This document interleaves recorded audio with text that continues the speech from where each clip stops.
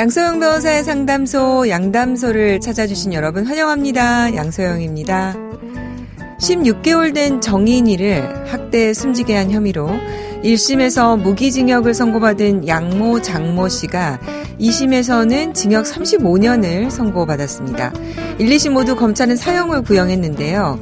2심 재판부는 형을 감경한 것입니다. 일각에서는 감형에 대한 비판의 목소리도 터져나오고 있는데요.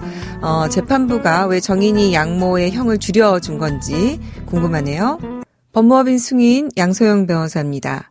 네, 2심 재판부는 양모 장 씨가 정인이를 살해한 혐의, 학대에 유기한 혐의 등 공소사실 전반을 유죄로 인정은 역시 했습니다. 그런데 이제 사건 전반을 볼 때 무기징역을 선고하는 것은 지나친 측면이 있다. 이렇게 판단했는데요. 재판부는 무기징역은 피고인을 사회로부터 영구히 격리해서 자유를 박탈하는 종신자유형이다. 무기징역을 선고하려면 피고인의 성장과정, 교육, 가족관계, 범죄 전력, 범죄의 잔인함과 포악함의 정도, 반성 유무 등 양형 조건을 모두 봐서 피고인을 사회에서 영구히 격리할 수 있는 객관적인 사정이 있다. 이렇게 인정이 돼야 된다. 그런데 이제 이 사건 같은 경우에 우발적이라고 볼 수는 없지만 그렇다고 해서 처음부터 살해 의도를 가지고 치밀하게 계획해서 한 살인이다. 이렇게 볼 증거는 없다. 이러면서 이제 감형 이유를 들었네요. 그 다음에 이제 글쎄 저는 구체적으로 재판에 관여는 못했지 해서 잘은 모르지만 어쨌든 기사 나오는 걸로 봐서는 어쨌든 반성하고 있음을 조금 어필을 했던 것 같습니다. 특히 이제 그 양모도 그렇고 양부 같은 경우에 이제 그랬다는 기사를 봤는데 아마 이제 이거를 또 재판부가 좀 참작하지 않았을까 그런 생각이 드네요. 또 이제 가석방에 대한 얘기도 나오는데요. 사실 이제 가석방 같은 경우에는 형 집행 중에 뉘우침이 뚜렷하거나 모범수, 행동이 양호한 경우에 이제 가석방을 할 수 있게 하는 제도가 있습니다.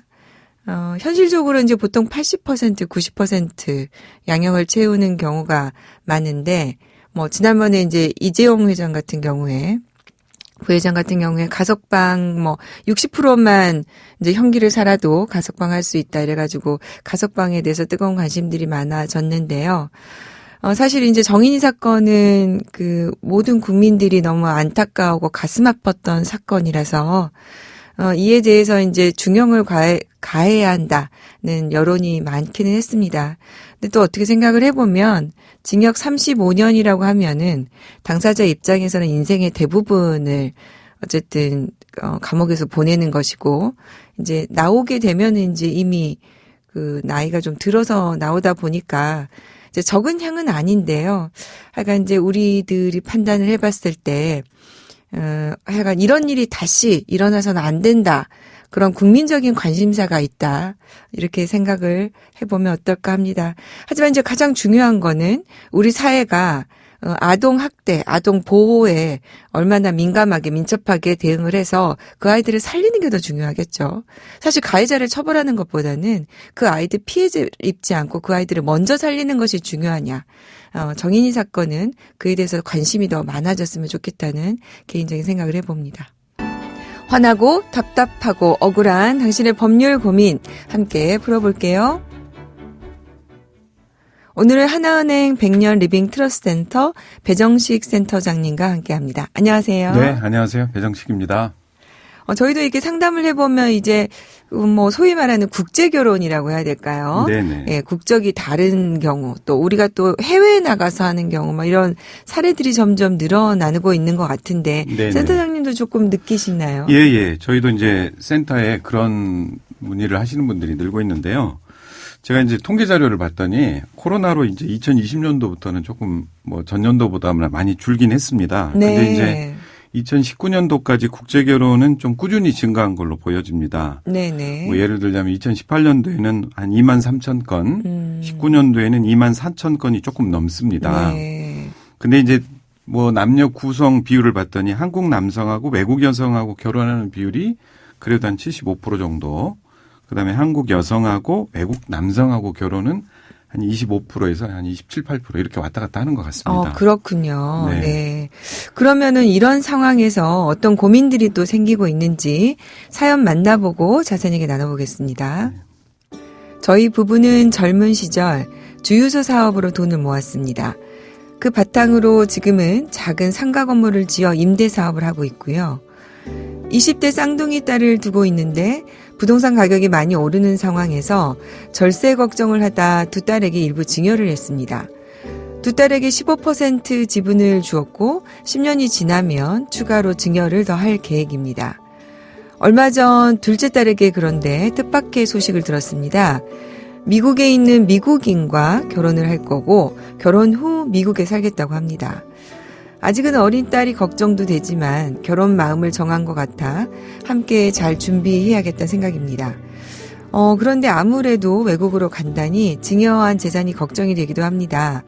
만약 딸이 미국에서 아이도 낳지 않고 갑자기 무슨 일이라도 생기면 어찌 되나 싶습니다.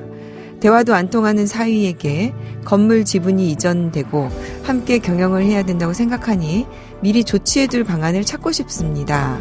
어떤 방법이 있을까요? 네. 일단은 이제 결혼은 축하할 일이죠. 네, 그렇죠. 요새는 아이들이 네. 결혼을 안 한다고 해서 네. 걱정인데 예, 축하를 할 일인데 네. 근데 이제 아무래도 외국인 사이를 맞아야 된다고 생각을 하니까 네. 고민이 좀 되시는 것 같아요. 네, 네. 이럴 경우에 안심할 수 있는 대책이 있을까요? 네, 이제 이렇게 사례자분처럼 가족들 중에 이제 국제 결혼 하시는 분들 가끔 만나게 됩니다. 네. 근데 이제 따님이 아무래도 외국에 나가서 정말 이제 그래서는 안 되겠지만 문제가 생긴다. 그러면 이제 이게 또 그 뒷단의 처리 문제가 좀 걱정이 되실 것 같습니다. 일단 관리도 또 그렇죠. 문제가 될 수 있고요. 예. 그런데 이제 사례자분 같은 경우는 재산에 대해서는 사실 그렇게 크게 걱정하실 필요는 없을 것 같습니다. 아, 그래요? 예. 신탁을 설정해 두면 상당 부분 해결할 수 있을 것 같습니다. 그리고 또 이제 증여한 재산에 대한 어떤 관리 네. 측면에서도 신탁이 관리 신탁을 해놓으면 상당히 의미 있게 문제 해결을 해드릴 수 있을 것 같습니다. 구체적으로 어떻게 도움이 되는지 좀 설명해 주실 수 있으실까요? 네, 이제 쌍둥이 따님 중에 네. 결혼하시는 분만 신탁을 통해서 관리할 수도 있습니다. 근데 이제 이번 기회에 따님들 앞으로 이제 증여된 재산에 대해서 함께 설정하는 것도 저는 좋다 이렇게 네. 생각이 듭니다. 그래서 이제 젊은 분들이긴 하지만 함께 신탁을 해서 서로 어떤 일이 있다 하더라도 효과적으로 대비할 수 있다 이렇게 생각이 듭니다. 네. 그러면은 이제 결혼을 앞둔 딸과 같이 이제 다 신탁 계약을 하면 좋겠다는 의견이신데요. 네. 근데 이제 아직은 젊다 보니까 네네. 뭐 그 사후 수익자를 정하거나 이런 부분 또 미리 할 수 있을까요? 네, 정할 수는 있는데 네. 결혼을 앞둔 이 젊은 분들에게 사후수익자 이야기한다라는 게 그죠. 네. 이게 정말 좀 굉장히 어색한 일이죠. 예, 부모님들도 말이 이제 입이 아마 떨어지지 않을 것 같아요. 근데 이제 국제 결혼을 하다 보니까 이제 예상치 못한 일이 생길 수도 있고 뭐 이왕에 이제 이렇게 마음을 먹었다면 세금 부분도 조금 고려를 하면 어떨까 이제 생각이 듭니다. 아, 네.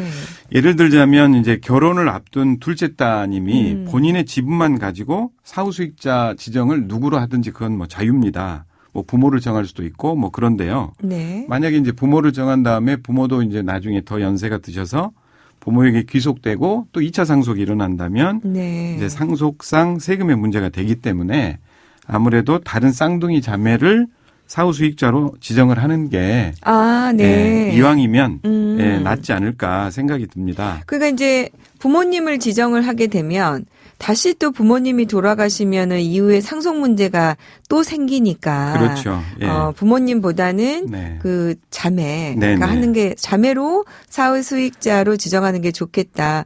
그럴 수 있겠군요. 네, 네. 네.